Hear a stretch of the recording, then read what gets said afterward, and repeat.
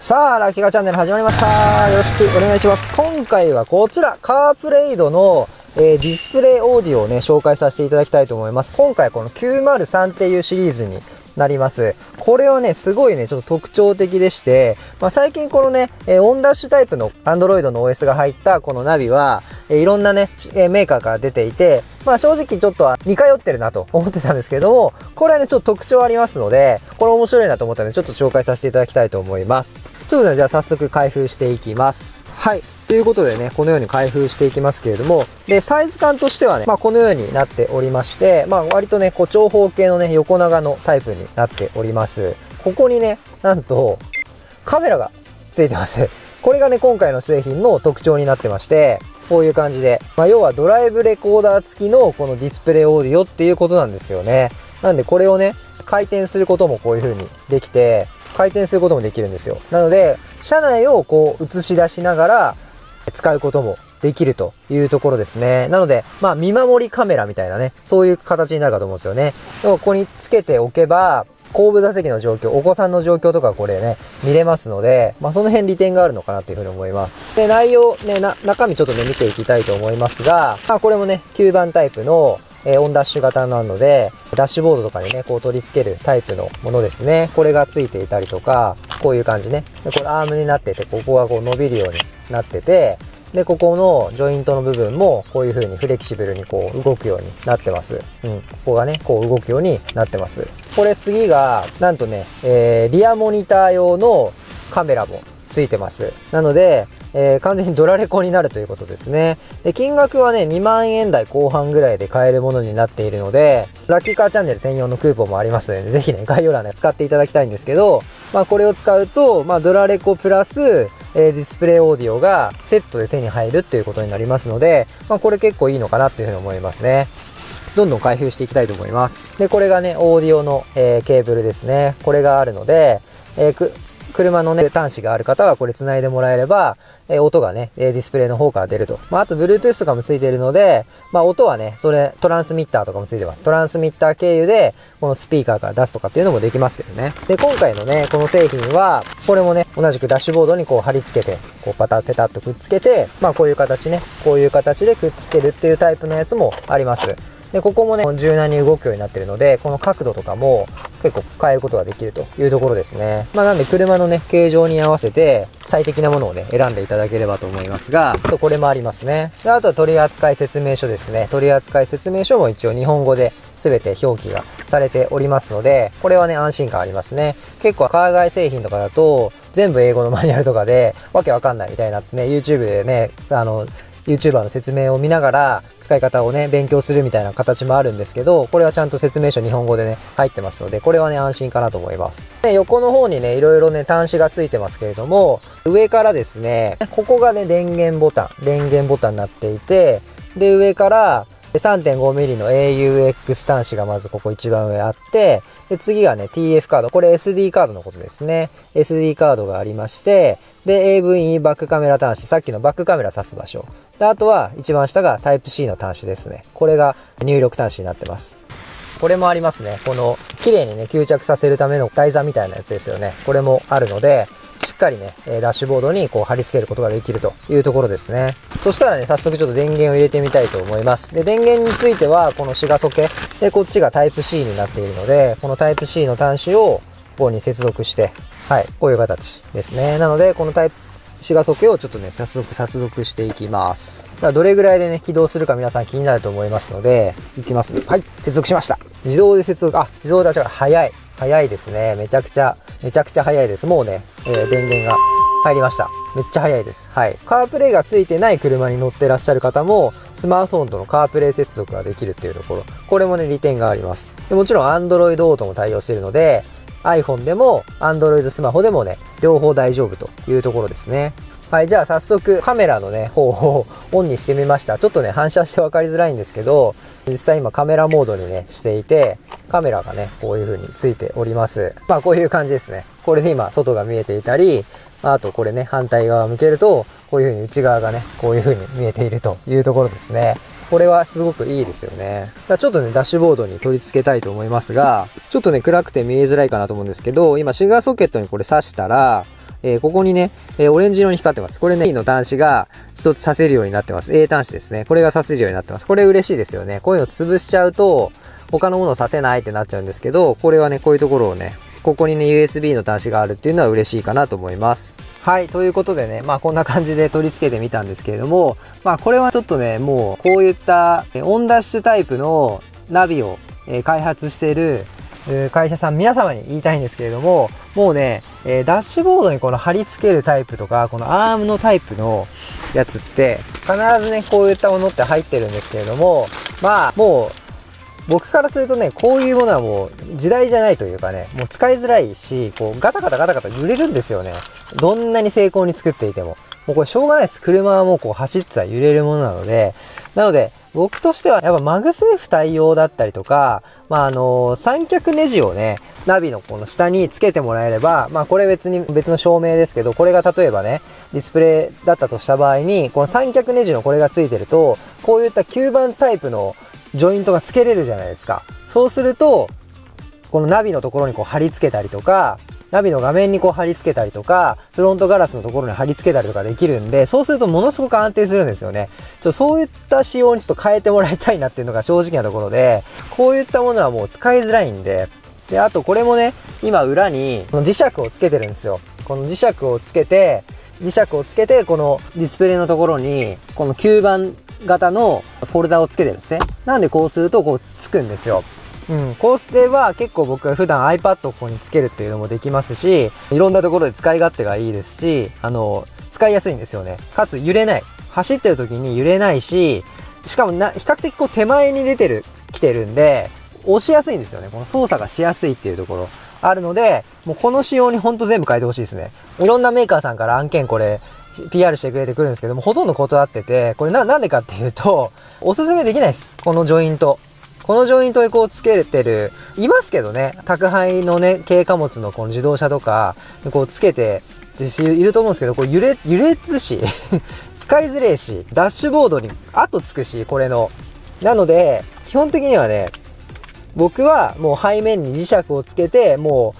う DIY でマグセーフにして、で、マグネットでこうつけるっていう形取ってるんですよ。これは本当にね、その仕様にしてほしいです。で、夏場なんかは、このダッシュボードに熱がすごく当たるので、絶対ダメになっちゃうじゃないですか。なんで消耗品みたいな感じになっちゃうんですよね。でもこういった吸盤タイプのやつだったら、もう取り外せも簡単にできるので、夏でも、長持ちすると思うんですよ。絶対長持ちするんで、そういう仕様にちょっと変えてほしいなっていう、あれなんですけど、もう開発をね、ちょっと急いでほしいなっていうふうに思います。で、このね、製品についての、製品のね、この中身はいいと思うんですけど、そこの部分がちょっとね、毎回こういった製品は足りないなっていうふうに思っているので、ここはね、メーカーさんぜひご検討ください。さあ、そうしましたらですね、改めてこの製品特徴を見ていきたいと思います。まずはね、画面サイズがね、9.3 インチのワイドディスプレイになっております。解像度がなんとね、4K ということになっておりまして、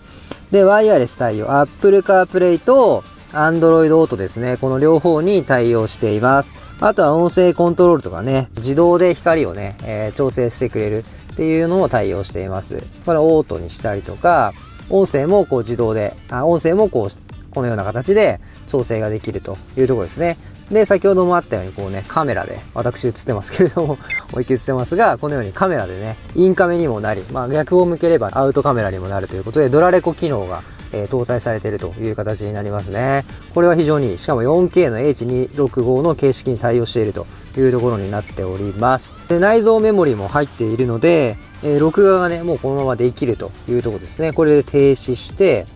で、写真を撮ることもここでできたりとか、でマイクもね、こうついているので、マイクで喋ってる内容をこう録音できるというところですね。いろいろね、ドラレコの機能としても結構充実しております。そして、この設定のところからですね、システムの分割画面ボードっていうのがあって、これはフルスクリーンモードっていうのと、この、フルスクリーンと画面分割モードっていうのがあるんですけど、このカープレイのね、設定をした時にね、画面が分割にする機能があるみたいですね。で、これをね、分割にするとですね、これでね、こっちにすると、これでね、カープレイってやるとね、ほら、こっちがドラレコの映像ですね。で、こっちが、このカープレイの設定。これはいけてますね。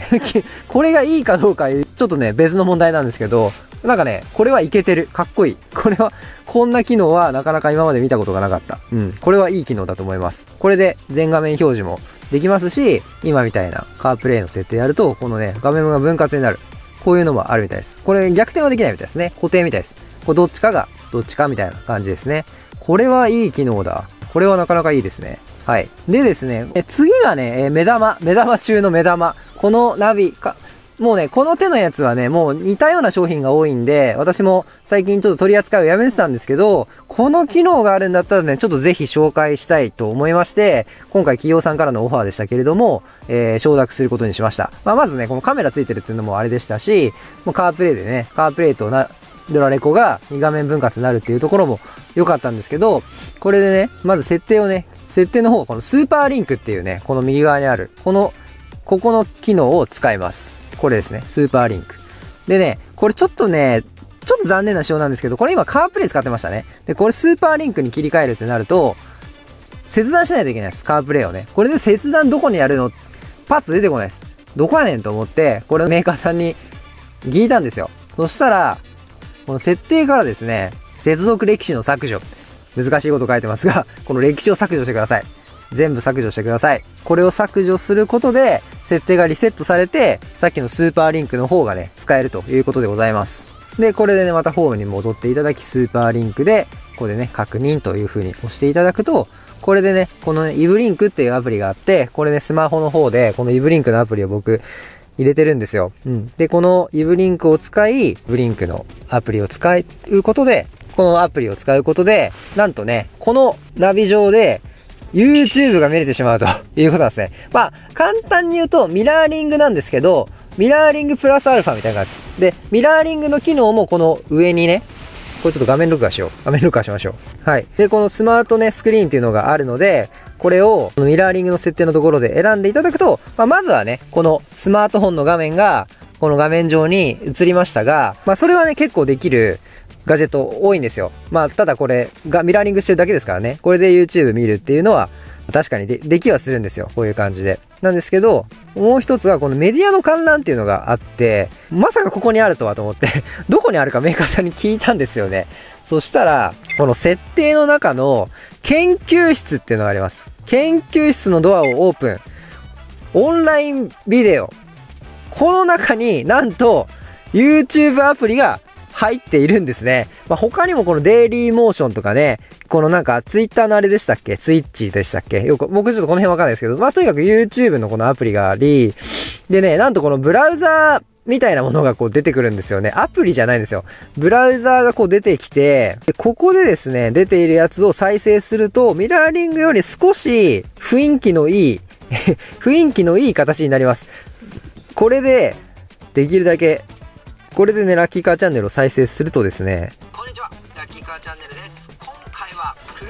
インターネットこの方法を知りたい。こんにちは、ラッキーカーチャンネルです。今回は今このスクリーン、画面キャプチャー、iPhone の画面キャプチャーやってるんで、ここにも表示しておるんですが、このような形で、画面はね、真っ暗なんですけど、こっちには、画面がね、しっかり映っているということなので、ミラーリングプラスアルファみたいな感じでございますね。なんでミラーリングができるからあってもなくてもいいような感じはするんですけど、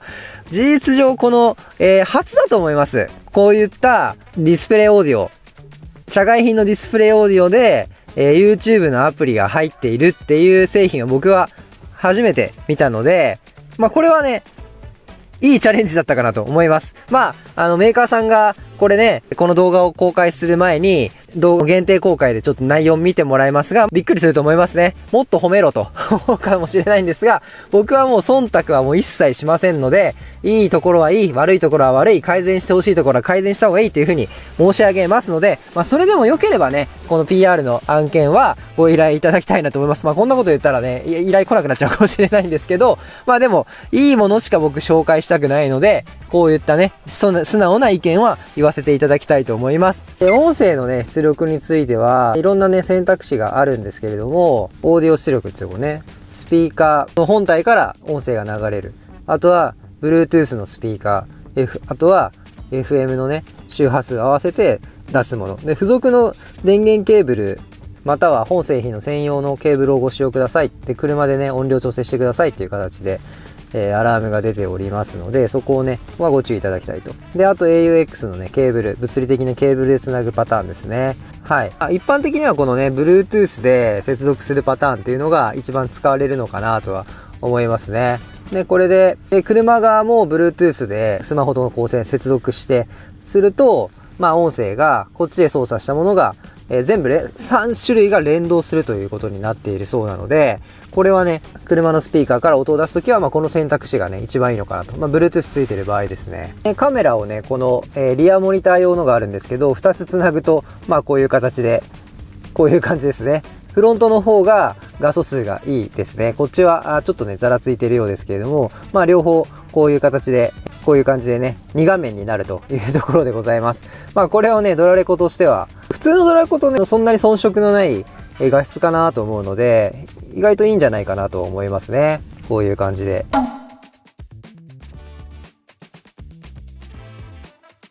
はい。ということで、今回はね、こちらのカープレイドですか？これの903っていうシリーズを紹介させていただきました。メーカーさんもね、びっくり仰天、こんなに文句言うとは思わなかったかなと思うんですけれども、もうこの手のね、製品はどのガジェットにも言えます。今ね、裏にマグセーフ用のね、別途の磁石をここにつけて、その上にさらに、この磁石をこれ取り付けてるんですよ。さっきちょっと動画で省略したんですけど、これしないと安定しないので、これでカチャッとつけて、で、さらに、画面の方に、この吸盤をね、こうくっつけて、これでやるとね、ガチッと固定になるんで、これだったらもういろんなところに吸盤がこう取り付けれる場所だったら、いろんなところに行けますからね。で、あとはね、付属のタイプ C のシガーソケットのね、タイプのものも入っているんですが、僕はちょっと試しにね、車のタイプについてるタイプ C ケーブルから電源取ったらそれでも使えました。なのでこれは良かったのかなっていうふうに思います。なんで、この吸盤のね、つけるとか、あとこの三脚のネジがここにあれば全部解決するんで、これをやってもらえれば、いろんな人が助かると思いますんでね、ここ全然難しくないと思うんですよ。これがつく製品が出たら、次はね、PR したいと思います。この製品は、でもチャレンジしてるなっていう風に僕は思ったんで、ちょっと上から物を言って申し訳ないんですけど、カメラがついている、YouTube アプリが使える、画面分割がカープレイでできる、ね、この辺は良かったのかなという風に思います。ドラレコがついてるね、っていうのもすごく良かったなと思いますので、でもこの状態でも、ダッシュボードにね、こう貼り付けるタイプでも特に気にならないよっていう方はね、今までの既製品でいろんなものそういうのありますので、そんなに抵抗ないって方はもうこのまま購入されてもいいかなと思うんですが、各メーカーの皆さんぜひね、ここに三脚つけれるように、三脚のこうネジをね、ここに1個ポンとつけるだけで済みますから、そうするとね、この吸盤タイプのやつで安定したね、取り付けができるようになりますので、そこはちょっとね、ご検討いただきたいと思います。この商品気になる方はね、ぜひ概要欄からチェックしていただいて、ご検討いただきたいなと思います。ということで、今回は以上です。さよなら。